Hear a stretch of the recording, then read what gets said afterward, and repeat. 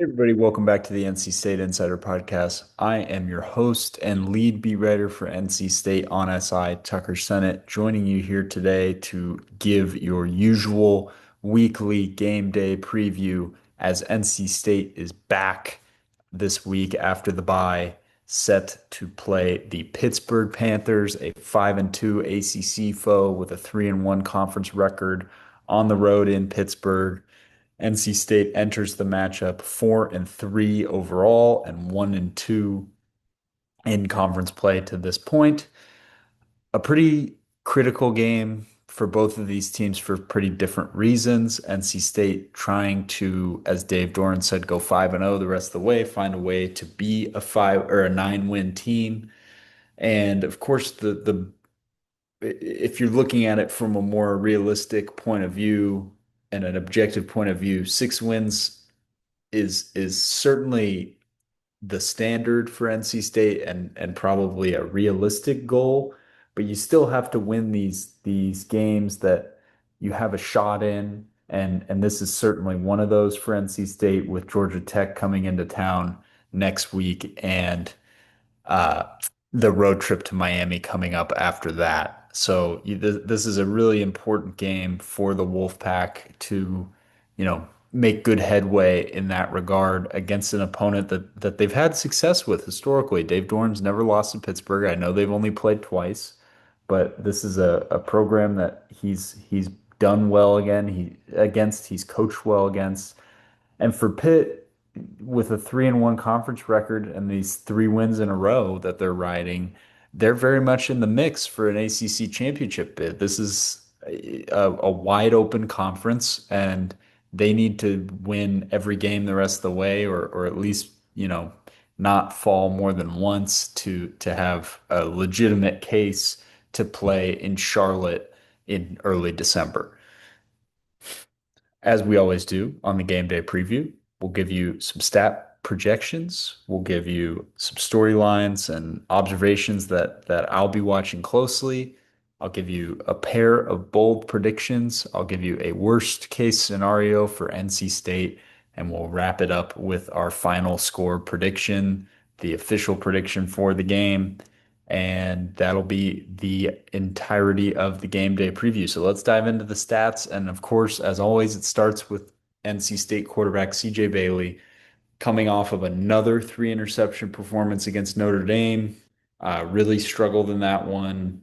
Just couldn't string together first downs, couldn't string together completions, just didn't look like himself for a lot of this game. And the turnover bug that has really been a problem for him in NC State's losses, had 3 interceptions against Duke, didn't have a turnover against Virginia Tech, but just didn't struggled in that game against pressure, which we'll talk about in a little bit. But I think Bailey bounces back here at least somewhat. I don't see him turning the ball over a lot, even though this is a pretty stout defense that is capable of creating takeaways.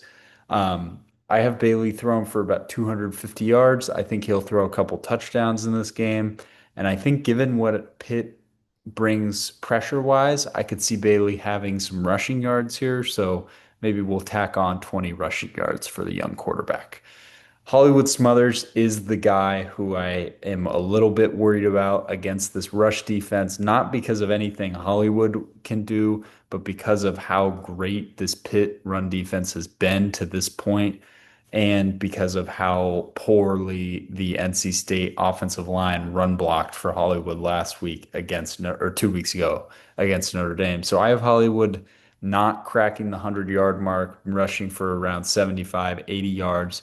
I do expect him to get some work in the passing game, be active that way, and still have an impact on the game and help the Wolfpack. Justin Jolie could be a very, very important contributor in this game, given how Pitt likes to play in the secondary. And I just think, there could be some opportunities for him in the middle of the field, finding that soft area where Pitt it kind of fails to cover because they drop guys back and they send so much pressure. And I just feel like Jolie is good at finding open space and then making plays in the open field. I have him going for about 5 or 6 catches for 50-ish yards, and I think he does get on the board with a touchdown in this game. And finally, sophomore wide receiver Terrell Anderson is set to play in this game after leaving the Notre Dame game early, had that touchdown against the Fighting Irish before he got hurt. And he's just been he's simply been the best wide receiver for this NC State team over the last 4 or 5 weeks. Certainly has been the most consistent, can do a little bit of everything, can work on the inside, can work on the outside, can beat you with speed, can beat you with physicality. Joker Phillips was raving about his improvement in the physical part of being a receiver and his ability to survive contact better than he did in his freshman season. So I have him coming back for a nice 70-yard effort. Not sure how many catches he'll have, but I do think he will be solid in this game against the Panthers. As for Pitt's offense, I think true freshman quarterback Mason Heinschel, who is 3-0 since taking over the Panthers team from Eli Holstein, uh, I think this is a nice bounce back for him. He had a rough outing against Syracuse passing the ball. He did have a very impressive long touchdown run in that game, showed some mobility. I think he is a little bit turnover prone. I have him thrown for about 280 yards, a couple touchdowns, and probably an interception in this game. I think his mobility is problematic for an NC State defense that has struggled against players like that. Kyron Drones was problematic for them. Mensa being able to work outside of the pocket in that Duke game was problematic. But they did a pretty good job against CJ Carr in the first half. And I think DJ Elliott is pretty good at throwing different looks at freshman quarterbacks. I'm not sure how much better NC State's defense is going to be compared to maybe what they saw in Florida State. I know Florida State had a really rough game defensively, but in terms of talent, that's still a pretty loaded defensive unit. And Syracuse certainly frustrated him passing the ball at times, but they were able to kind of find a way to win that game. Desmond Reed, the do-it-all back for Pitt, I think could have a massive day for the Panthers. I have him going over 200 total yards of offense. He did that against Florida State, mostly in the passing game, believe it or not. And I think that's certainly an area, given NC State's weaknesses in the linebacker core and in the defensive backfield at the safety position.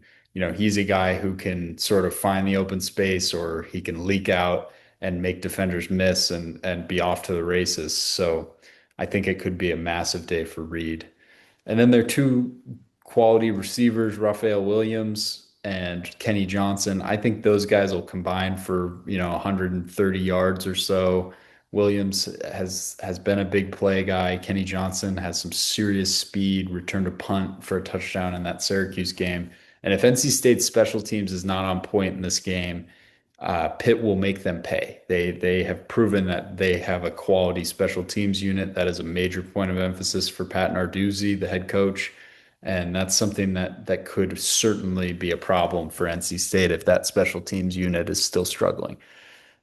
As for my storylines and things I'll be looking out for in this game, Pitt has the number 8 ranked rush defense in terms of yards per game allowed in the country. How will NC State attack that? I'm not sure. I think Smothers is very good at working with limited resources in terms of blocking and opportunities where he's not contacted before crossing the line of scrimmage. He makes defenders miss, and I think he could still be effective, but you can't rely on him. So this game's going to come down to CJ Bailey being able to make plays and win this game with his arm, which is something that he, in my opinion, has not been able to do to this point in the games where they've become reliant on him to go down the field and win the game. They haven't been able to. They haven't won those games. They lost that game to Duke, kind of needing him to string together some drives, and then the defense obviously collapsed late. And Virginia Tech is the prime example. That was that was a disaster. He had a chance for kind of his moment to go down the field and lead the team to a win, and he could not. It just seemed like the pressure was so much in that game, and I'm not talking about like the mental pressure. I'm talking about literally he didn't have enough time to throw the ball. And so if NC State gets behind in this game and Pitt can kind of tee off on this offensive line at times, then it could be really problematic. Speaking of that offensive line, this NC State team is winless in the three games where Bailey has been sacked two or more times. He got rocked in that Virginia Tech game five times. He was sacked, got sacked twice against Duke, and then just in the last game against Notre Dame, got sacked four times. And you can tell when he is under pressure, he is not the same quarterback.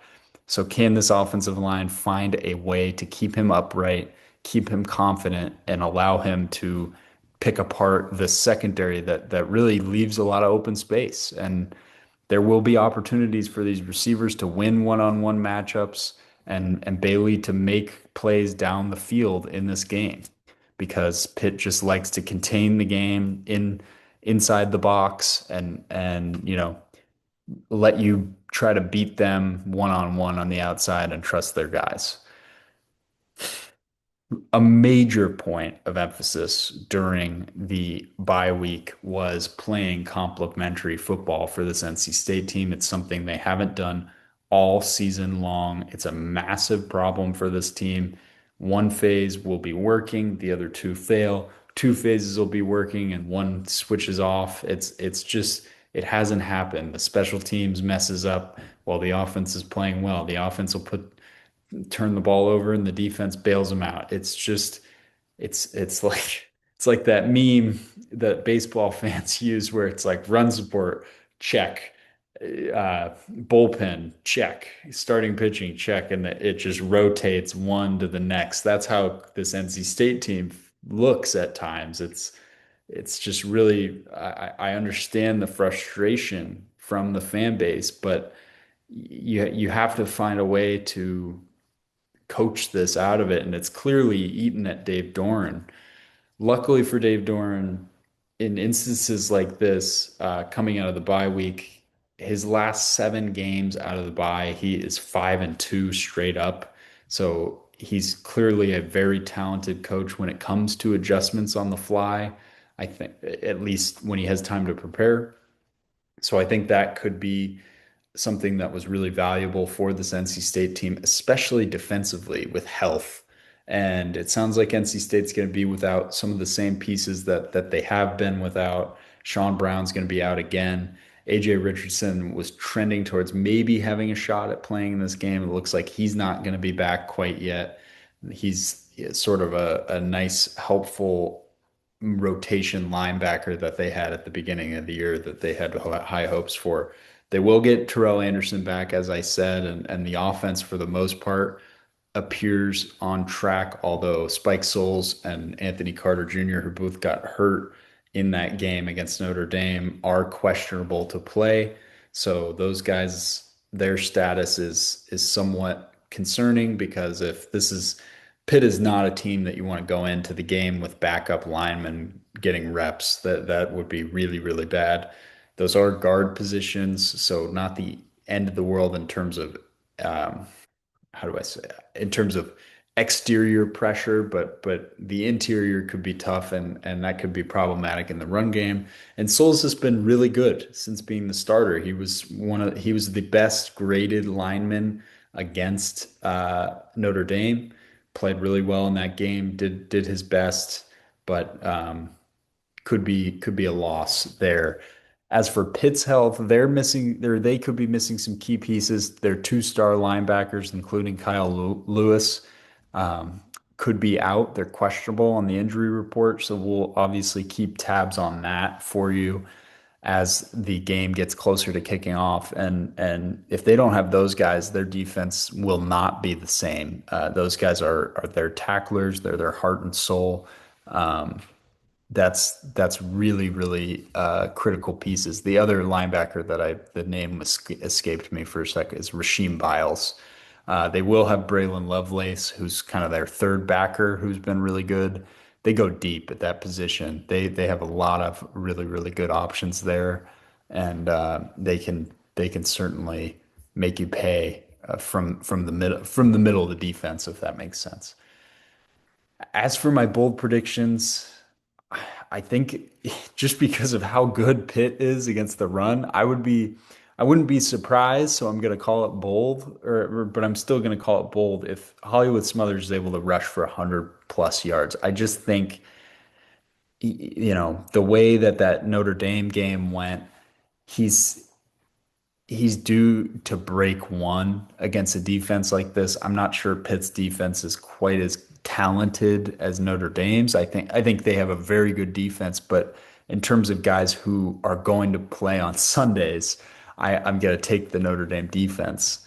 They have a number of super talented players, and I think Hollywood is capable of just all it takes is one, and then he can get going. He can make you miss and one missed tackle and he's gone, and that could be massive for the NC State team. And then I think if the offensive line is able to keep Bailey upright, I think he could have a monster game. I think he's really frustrated by that Notre Dame performance, and I believe that he is capable of throwing for over 300 yards against a defense like this. There's gonna be open space. There's gonna be receivers who are in one-on-one matchups, and I think he trusts his guys enough to make those throws. And if he's able to do that, it could be a really big day for Bailey. The worst case scenario for NC State would be if these, turnover woe games are not really fluky, and that's just kind of what Bailey is a gambler quarterback, and he struggles against pressure in this game and throws for a couple picks or fumbles the ball.